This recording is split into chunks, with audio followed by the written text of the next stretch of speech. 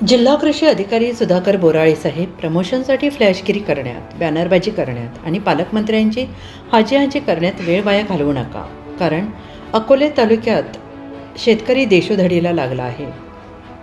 अकोले तालुक्यात तब्बल 9,000 युरियाच्या गोण्या शिल्लक असताना खतांचा कृत्रिम तुटवडा निर्माण केला जातो.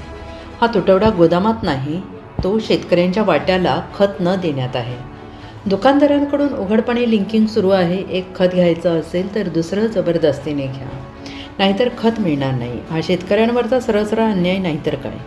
तालुका कृषी कार्यालय आणि जिल्हा प्रशासन या सगळ्यावर डोळेझाक का करत आहे?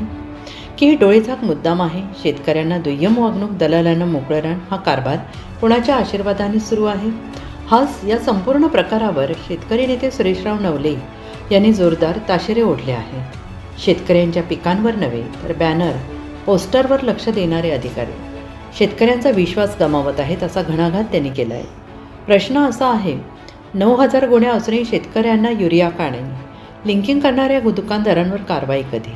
आणि शेतकऱ्यांना दुय्यम वागणूक देणाऱ्यांची जबाबदारी कोण घेणार? पालकमंत्री साहेब, आता कार्यक्रम, महोत्सव, फ्लॅशगिरी थांबवा, नाहीतर अकोले तालुक्यातील शेतकरी रस्त्यावर उतरल्याशिवाय राहणार नाही आणि त्याची सर्वस्वी जबाबदारी प्रशासनावर राहील. आपल्या हक्काचे व्यासपीठ जनहित 24x7 बघा आणि सबस्क्राईब करायला विसरू नका.